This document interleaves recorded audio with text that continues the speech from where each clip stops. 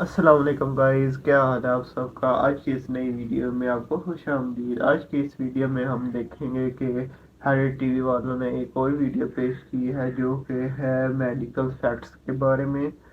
अगर आपको इनकी वीडियो पसंद आई हो तो प्लीज़ लाइक शेयर कमेंट कीजिएगा, शुक्रिया।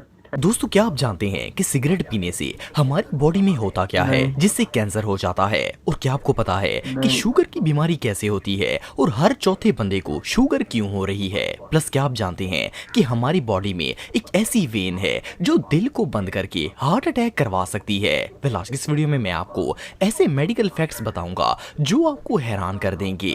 तो शुरू करते हैं अपना काउंटडाउन।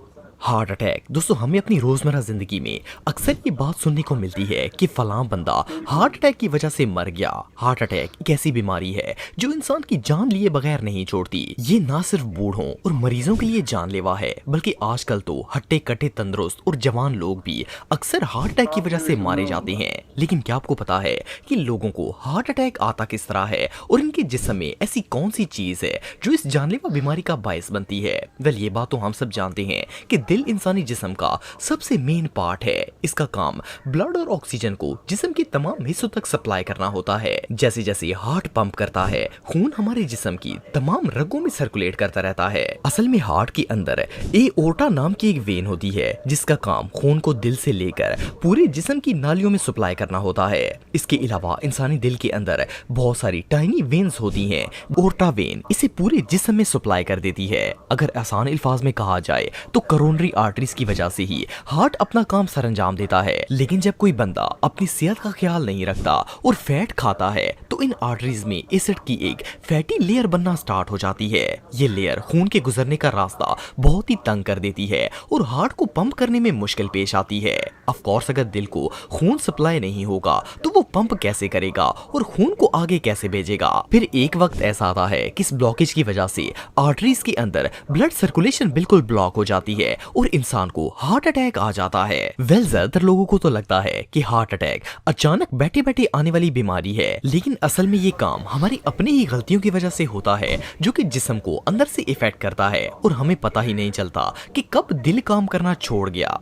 दोस्तों, आप सबने अक्सर सिगरेट के डब्बों पर गले सड़े मुंह और फेफड़े बने हुए देखे होंगे। सिर्फ इतना ही नहीं बल्कि इन डब्बों पर वाज़िया तौर पर स्मोकिंग किल्स भी लिखा होता है, लेकिन इसके बावजूद लोग सिगरेट पीने से बाज नहीं आते। वेल, ये बात तो हम सब जानते हैं कि स्मोकिंग करने से मुंह और फेफड़ों का कैंसर हो सकता है। लेकिन क्या आपको पता है कि कागज में लिपटा हुआ ये सिगरेट कैंसर का सबब बनता कैसे है। वेल, ये बात तो सब जानते हैं कि सिगरेट तंबाकू से बनता है। तंबाकू एक ऐसा सब्सटेंस है जो इंसानी सेहत के लिए काफी नुकसानदेह होता है। वैसे तो तंबाकू पीने से पूरी बॉडी ही डैमेज हो सकती है, लेकिन जिस्म का वो हिस्सा जो स्मोकिंग से सबसे ज्यादा मुतासर होता है वो लंग्स होते हैं। असल में इंसानी फेफड़ों के किसने अंदर देखा तो मिलियंस की प्लीज तादाद में कमेंट में एयर बताइए। सैक्स होते हैं जिन्हें एल्वियोली कहा जाता है। जब हम सांस अंदर की तरफ खींचते हैं तो ये एल्वियोली ऑक्सीजन को ब्लड में शामिल कर देते हैं और जब सांस बाहर की तरफ निकालते हैं तो ब्लड से कार्बन डाइऑक्साइड निकालकर एल्वियोली में चली जाती है जो हमारे सांस खारिज करने पर बाहर की तरफ निकल जाती है।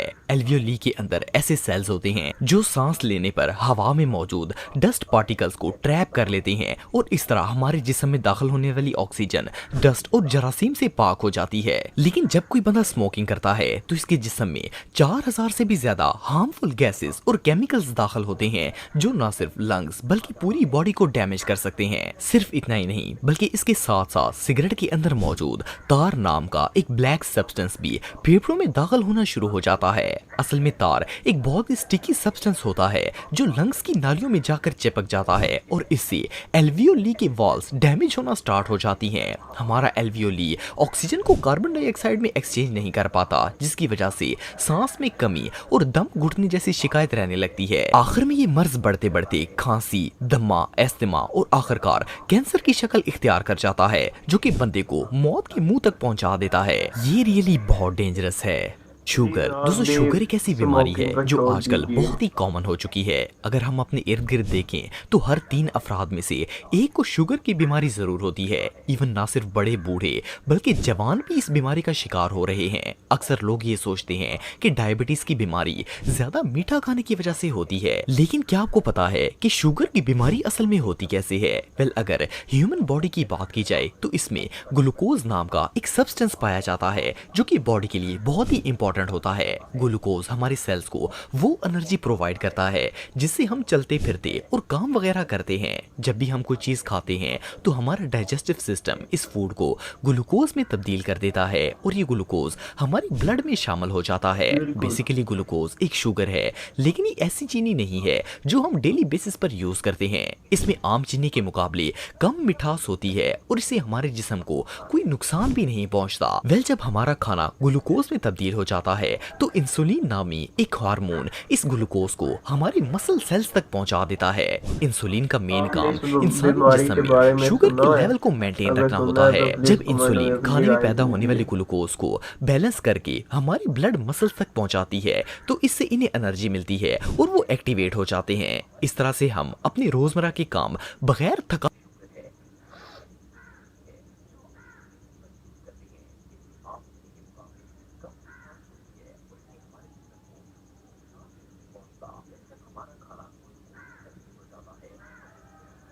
इस ग्लूकोज को हमारे मसल सेल्स तक पहुंचा देता है। इंसुलिन का मेन काम इंसानी जिस्म में शुगर के लेवल को मेंटेन रखना होता है। जब इंसुलिन खाने में पैदा होने वाले ग्लूकोज को बैलेंस करके हमारी ब्लड मसल्स तक पहुंचाती है तो इससे इन्हें एनर्जी मिलती है और वो एक्टिवेट हो जाते हैं। इस तरह से हम अपने रोजमर्रा के काम बगैर थकावट के कर पाते हैं। लेकिन बाज दफा ऐसा होता है कि हमारी बॉडी में इम्यून सिस्टम लो होने की वजह से वो या तो इंसुलिन जनरेट ही नहीं कर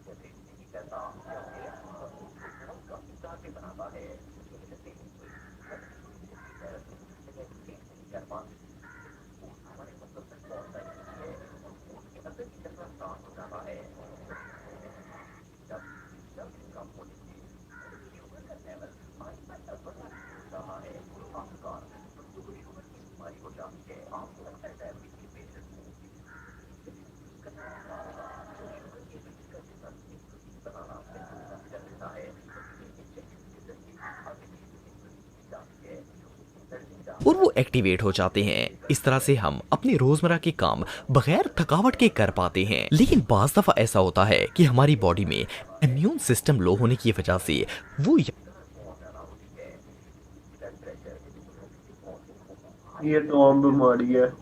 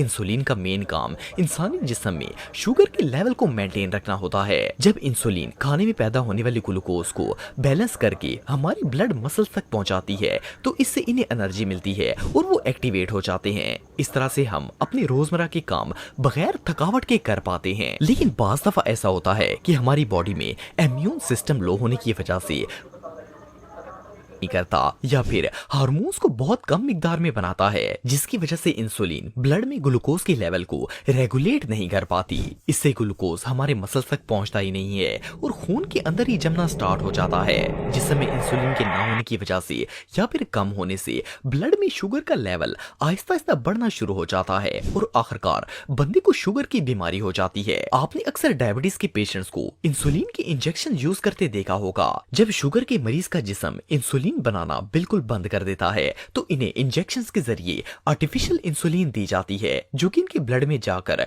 ग्लूकोज को रेगुलेट करती है और इसे मसल्स तक पहुंचाने में मदद देती है। इसी वजह से शुगर के मरीजों को मीठा खाने से मना किया जाता है, क्योंकि इनके खून में पहले ही ग्लूकोज की मिकदार बहुत ज्यादा होती है। ब्लड प्रेशर दोस्तों, हम में से बहुत से लोगों को हाई ब्लड प्रेशर या लो ब्लड प्रेशर की शिकायत होती है। बाज लोगों का ब्लड प्रेशर हाई रहता है, जबकि कुछ लोग लो ब्लड प्रेशर का शिकार रहते हैं। लेकिन क्या आप जानते हैं कि बीपी हाई या लो होने की असल रीजन क्या होती है? ये बात तो हम सब जानते हैं कि इंसानी जिस्म में हर वक्त खून की सर्कुलेशन होती रहती है। दिल एक खास तनासब से जिस्म की तमाम रगों को खून और ऑक्सीजन सप्लाई करता है, जिससे हमारे मसल्स अच्छे तरीके से काम करते हैं। असल में जब हार्ट खून को जिस्म की वेन्स में डिस्ट्रीब्यूट करता है तो उस वक्त इन वेन्स की दीवारों पर खून का प्रेशर पड़ता है, जिससे वो फूल जाती हैं। इसे ब्लड प्रेशर कहा जाता है और ये एक बिल्कुल नेचुरल प्रोसेस है। लेकिन अगर किसी वजह से इंसानी दिल अपनी नॉर्मल रूटीन से ज्यादा स्पीड से खून पंप करना स्टार्ट कर दे तो वेन्स में ब्लड की सर्कुलेशन तेज हो जाती है और इसे हाई ब्लड प्रेशर कहा जाता है। इसी तरह खून की सर्कुलेशन स्लो होने से इंसान लो ब्लड प्रेशर का शिकार होता है। लेकिन सोचने की बात यह है कि आखिर ब्लड प्रेशर हाई या लो होता क्यों है?